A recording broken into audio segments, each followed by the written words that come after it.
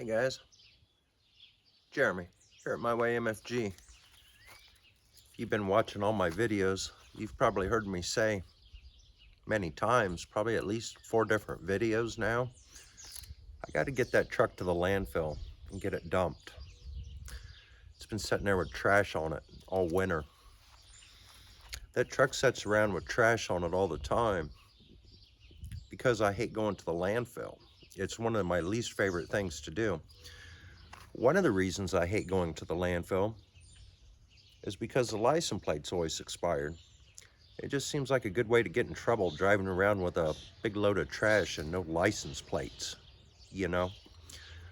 But I don't use the truck enough. I hate spending $160 for a license plate every year.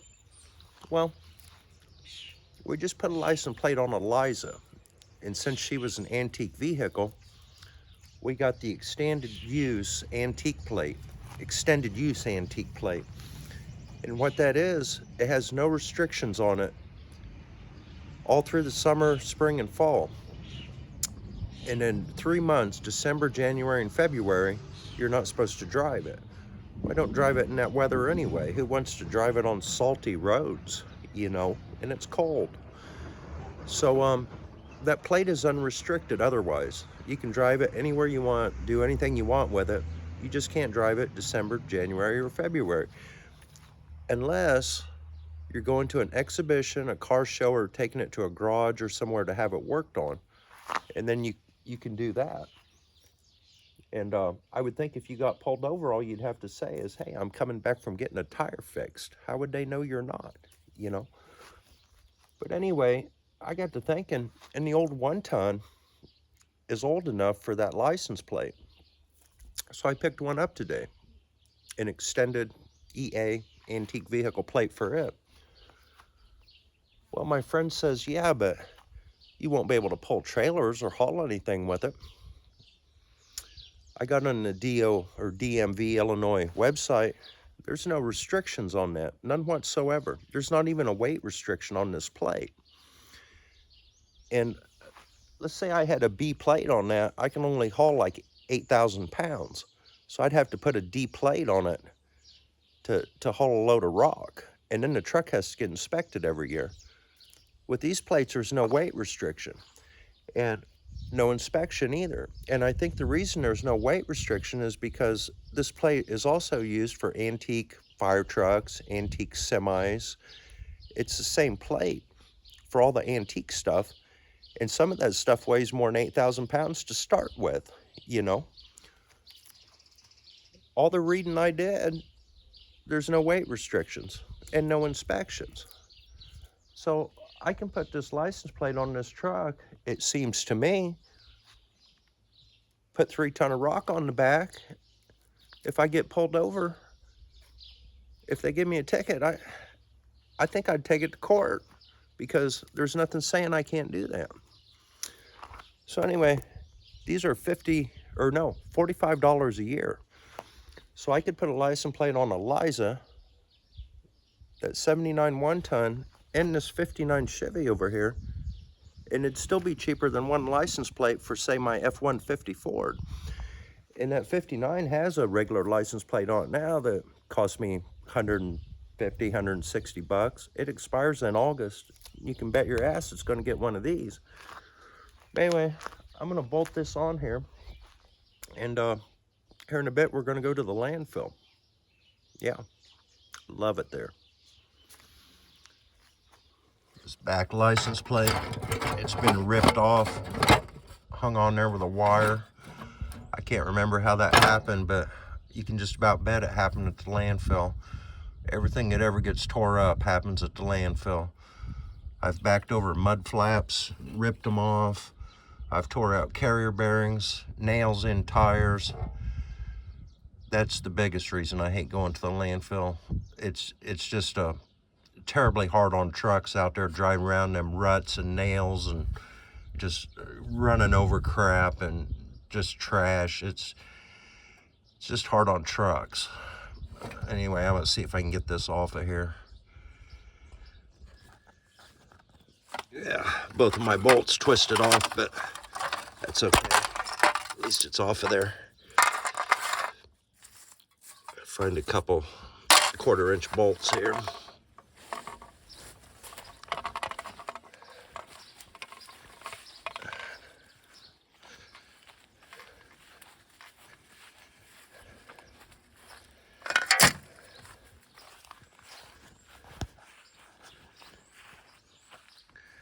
You know, talking earlier about not driving this stuff in those months. I've had this truck 20 years, and when I bought it, it was rusted out. I put 2 good used front fenders on it, 2 good used doors. Those were off a 91 1-ton. So those are like the newest doors you could get. I put new rocker panels and cab corners on it. And in the 20 years I've had it, it hasn't gotten rusty because I generally try to keep it out of the winter. I drove it one winter because I wrecked my daily driver truck and I was putting it back together and I had to drive this one in the meantime. But you like to look where I put my cab corners on. I just ground the welds down and just painted it all with a brush. But I never got real fancy with it. I just wanted to make it solid again, you know. And yeah, you can see everything's just fine. What I do on this truck about every 2 or 3 years, I just scuff it down with some sandpaper and then take a brush and I paint it with just satin black Rust-Oleum paint. I do the box, the cab, the frame rails and everything. And I've had this truck for a little over 20 years. And the 59 I've had for 30 years now. And once again, I fixed it when I first bought it, welded everything up, put new parts on it, painted the frame. It has no rust on it either. You can buy this stuff and it will last you a lifetime. You can keep it your whole lifetime if you keep it out of the salt and then try to take care of it. And then just whenever you see something broke, fix it. Like the 1-ton, I put new leaf springs on a while back, new U-bolts, all the hardware that holds the axle up, you know, new brake lines, new tires, things like that. Just when you see something, fix it. As long as your frame ain't rusted out, you can do that for as long as you want. And hell, even if your frame is rusted out, if you want to go through the trouble, you can fix that too. But after you get it fixed, keep it out of the salt, take care of it. And I truly believe you could probably make that stuff last your whole lifetime. I almost have. And if I die tonight, then I've succeeded. But anyway, let me find a couple bolts here and we'll see if we can get this license plate on. I got those license plates on. You know, Illinois has plenty of flaws. I mean, that's for sure, but I must say one thing. They do make it pretty easy to own a classic vehicle. You know, with those $45 license plates. And I've got that classic auto insurance. That stuff's real cheap. It doesn't cost much to own these old cars, other than your repairs and stuff you want to do. But just sitting there, they don't eat much, you know. I just want to make sure this has enough gas to get there and back, so I don't have to go into town, stop at a gas station. I can get there all through the country roads, and that's how I've been getting away with no license plate.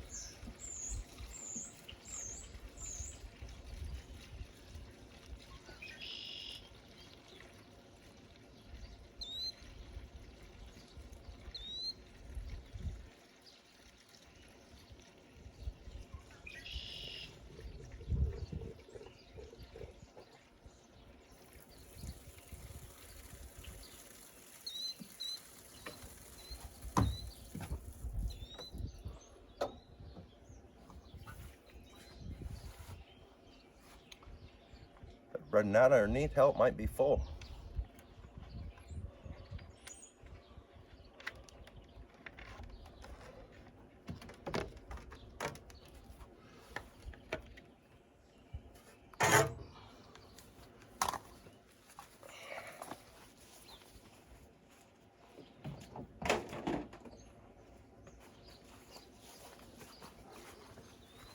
Kind of think I got a full tank here, guys.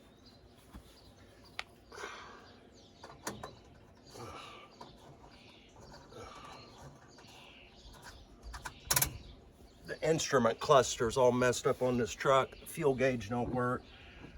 I think the temperature gauge quit working. I still got a speedometer and an oil pressure gauge. Can't remember about the volt gauge. It might not work either. But I don't know. I need all new gauges in here, but it's just one of those to do later things, you know. Got a little more sanding on Eliza yesterday. Look how blue that fender and stuff's coming. Pretty amazing. I get that oiled up, darken it up a little bit, make it look like the rest of the car. But I'm thinking about maybe just coming over here with a pressure washer and washing this thing. Might put a little WD-40 on it to kind of soften the rust up. Get as much of that off there as I can. Get it all kind of sanded smooth, and then just oil the whole thing with the linseed oil. And we'll just leave her looking like that for a while. Get the clips, get all the stainless trim back on it. Weld up a few cracks in the body and a couple holes here and there. And then just stay focused on the interior. But hey, you know one thing, guys, mechanically wise, I haven't really noticed any major issues whatsoever. It feels like I could probably get in this and drive it anywhere I want to. But I'm still not comfortable yet. I want the seat fixed, the windows in, get it more comfortable, you know, bring the drivability up to where I want it. But yeah, mechanically wise, I think we're good, really do. Yeah, getting ready to take off here in a minute. Hope everything goes well. I got the tires all aired up and topped the radiator off with a little water. Got it full of gas. I had a hard time getting it to start. I had to prime the carburetor. Wasn't getting fuel up to it. I don't know why that is, because I have started it and backed it up to mow, you know, probably a week ago. Makes me think the fuel pump might not be working quite right. So I hope we get there and back okay. Just have to see, I guess. Here we go. Not running quite right. Maybe it'll come out of it.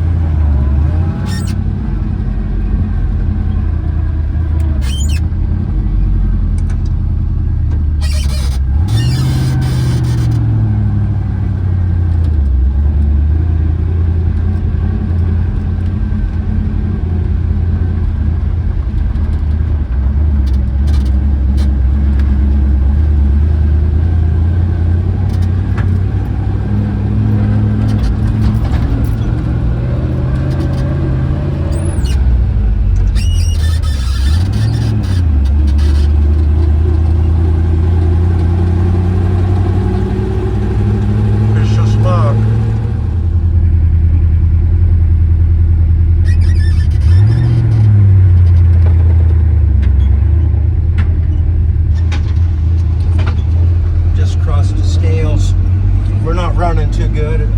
It's idling okay and stuff. I think the idle circuits are fine, but I don't think the main jets are main jetting. I might have to pull that carburetor top off a little later on. I'm not sure if that fuel pump's pumping right either. Maybe if I had a low float level. Is there anything coming that way? Maybe I got a condition where my float level's too low at higher speeds. I don't know.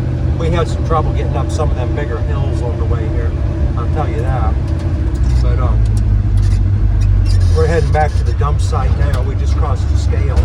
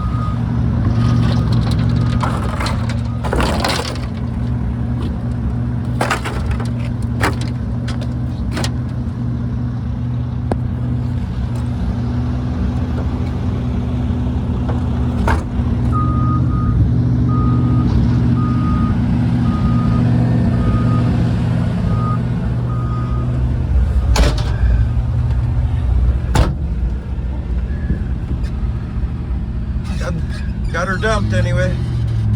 Let's see if we can make her home now.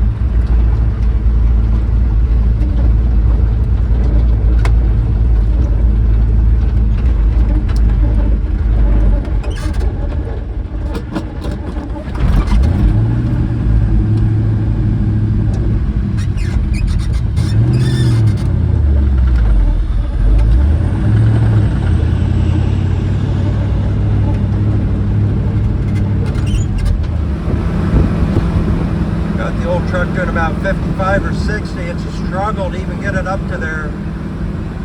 Just don't have any top end today. We had 3,000 pounds on there. gonna see if we can limp her home.